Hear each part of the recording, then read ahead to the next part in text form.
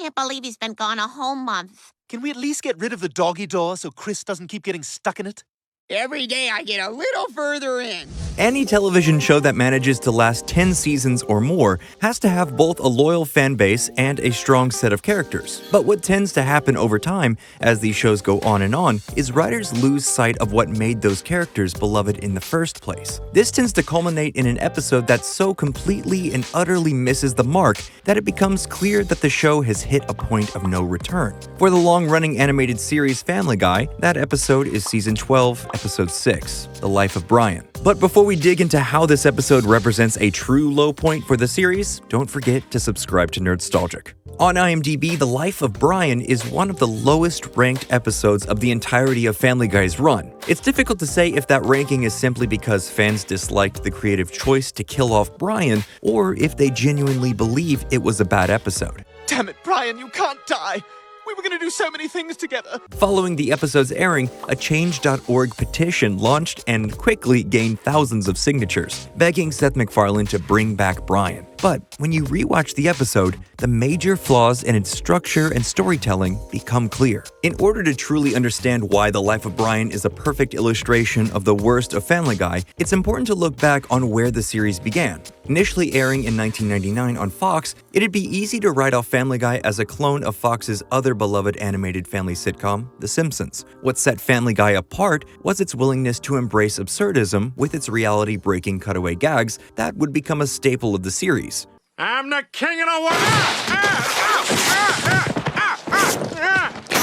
Where the show begins to decline can be charted all the way back to its fourth season following its initial cancellation. Everybody, I got bad news. We've been canceled. However, the series would gain new life in reruns on Adult Swim and through DVD sales. This groundswell of support would be enough for Fox to bring the show back in 2004. This was unheard of for the time period. Today, with such a gluttony of streaming services constantly looking for content, canceled TV shows are often given at least one second chance at life. But in 2004, this was a pretty unprecedented moment, especially since that renewal would lead to an 18-year run of the show. Not only did Family Guy not die, it now seemed to be immortal. The excitement over the show's return was short-lived. The resurrected version of the show had started to rely more and more on the show's pop culture references and cutaway gags. There it is, boys, the fountain of youth, just like I told you.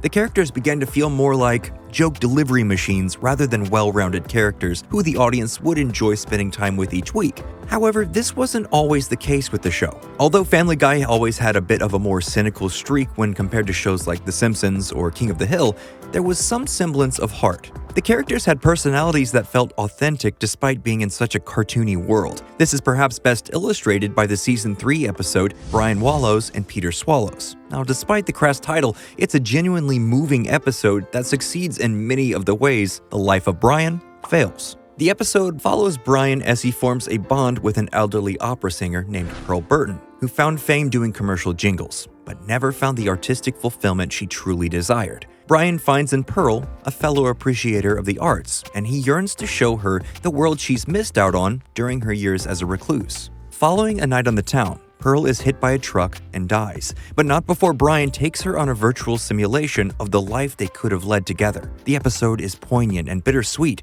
and deliberate or not, feels like an homage to the old crooner singers that Seth MacFarlane clearly has a soft spot for. Even the episode's B-plot about baby birds and Peter's beard pairs perfectly with Brian's journey of love gained and lost. This episode is a perfect encapsulation of the type of emotional journey that Life of Brian fails to truly evoke in the audience. It's impossible to imagine Family Guy ever being able to recapture that kind of emotional weight in its current form, and Life of Brian is the evidence. Right from the start, the episode feels disorienting, as if we're watching the second part of a two-part episode. We open on Brian and Stewie fleeing from a group of Native Americans after apparently traveling back in time to Jamestown and altering history by giving modern-day weaponry to the Native Americans to fight the colonizing Europeans. It's a truly baffling choice to open this episode about Brian's death and its impact on the family with this complete non sequitur of a plotline that wastes nearly 10 minutes of a 28-minute episode. Once it's made clear that the show uses this episode to kill off Brian, it feels like an even greater waste of time. The haphazard nature of this episode continues when Stewie decides to destroy his time machine in a junkyard. While there, Brian finds an old street hockey goal and encourages Stewie to play a game with him. During their game, Brian is abruptly struck by a car and killed. One could argue the structure of this episode is meant to startle the viewer by making them think they are in for another run-of-the-mill Family Guy episode. But by wasting the already brief runtime of the show, it leaves the drama of the moment completely hollow.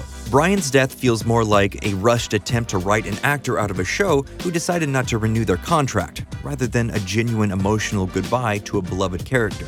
To make matters worse, the third act of the episode focuses on the family trying to move on by getting a new dog, Vinny. While the character is amusing, What breed are you? Actually, I'm a pussy hound. Really? All right. That just means I'm 1/16th cat. Oh, I wish you hadn't told me that. it's again strange to immediately try and replace the character of Brian within the same episode. The episode ends with a note that seems to suggest Vinny will be helping Stewie to move on after the loss of his friend, but sincerity has been so far removed from the Family Guy formula at this point, it's hard to genuinely feel for the pathos of the characters that the writers are trying to present to the viewer. In an interview about the episode with E, writer Steve Callahan discussed the decision to kill off Brian, stating, "This was an idea that got pitched in the writer's room, and it sort of caught fire, and we thought it could be a fun way to shake things up." Now, one has to wonder how serious Callahan was in that moment, considering that Brian would return in episode 8, meaning he's only truly absent for one whole episode. Considering the lengthy turnaround time it takes to produce an animated episode of television like Family Guy, it's clear that it was always the plan to take Brian off the board only for the briefest periods of time. This makes his death feel all the more like a calculated move to get people talking about the show again in its 12th season, or potentially a plotline the writers felt they wanted to try but didn't feel confident enough to fully commit to. Regardless of the reason, the death of Brian and his near immediate return illustrates one of the pitfalls of long-form storytelling. When a series goes on for so long, it takes more and more desperate, shocking moves to keep viewers engaged and talking. And what better way to shock than with the surprise death of a beloved character? This is a tactic superhero comic books have been using for years, and much like when it happens in comics, it's always very obvious when the writers don't intend for it to be permanent. Death is a powerful storytelling tool, but when the writers use it for arbitrary shock value, it not only loses its impact, but also betrays your audience. They'll begin to question why they've invested their love into a show if the writers treat the characters so carelessly. What's most frustrating about this episode is that the idea to kill off Brian could have worked if it had been a worthy enough send-off to this beloved character. Despite its best attempts, Family Guy is no longer a series capable of that type of emotional storytelling. The Life of Brian is the worst of the series, not because of the bad creative decision, but because it is a microcosm of all the ways Family Guy has lost its way as a show. The irony of all this is that the previously mentioned episode, Brian Wallows, Peter Swallows, is about learning to let go. Both Brian and Peter have to accept the impermanence of life, and that the things we love will eventually, in one form or another, leave us. Perhaps this was a lesson fans should have learned at the cancellation of Family Guy all the way back in season 3. It's perhaps better to have loved a show and lost it too soon than to watch it turn into something you can no longer enjoy. What do you think? Can Family Guy get back to its glory days? Don't forget to like, comment, and subscribe to Nerdstalgic.